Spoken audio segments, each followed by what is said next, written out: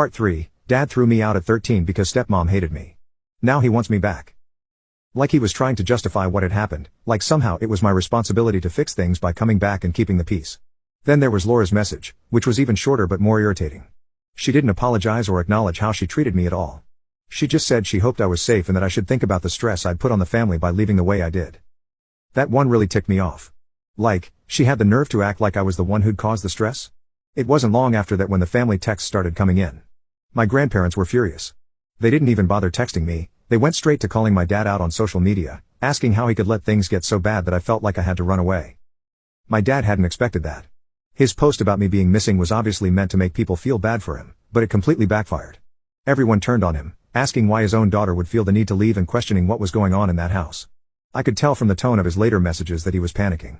He didn't know what to say to everyone. My grandparents were especially mad because he didn't tell them the full story. They didn't know about Laura wanting me gone or what my dad had said to me, they just thought I disappeared. So when they found out what actually went down, it got real ugly.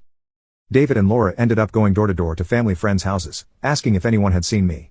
It was almost embarrassing how desperate they sounded in some of the texts, like they were trying to play the victims now that they had a whole bunch of people questioning them. But I knew better. They weren't upset because I left, they were upset because everyone else knew about it now.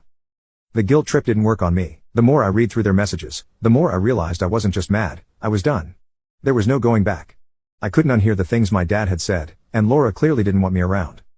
I'd been trying so hard to make things better, to help out and keep the peace, but it was obvious that nothing I did was ever going to be good enough.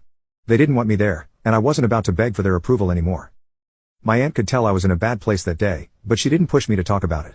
She just let me have space, which was exactly what I needed. Later that evening, she did come into my room and ask if I wanted to stay with her for a while. I didn't even hesitate. Of course I did.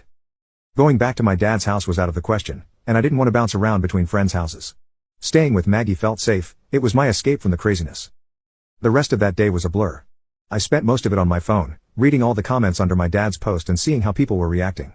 There were a few people trying to defend him, saying maybe I was just a difficult teenager or that the pandemic was making things harder for everyone. But most people were on my side, asking why a 13-year-old would feel like she needed to leave in the first place. Even distant relatives were chiming in, saying how disappointed they were in my dad for letting things get this bad. As much as I appreciated the support, part of me was still hurting. No matter how many people called him out, it didn't change the fact that my own dad had chosen Laura over me. He made it clear where his priorities were, and I wasn't one of them.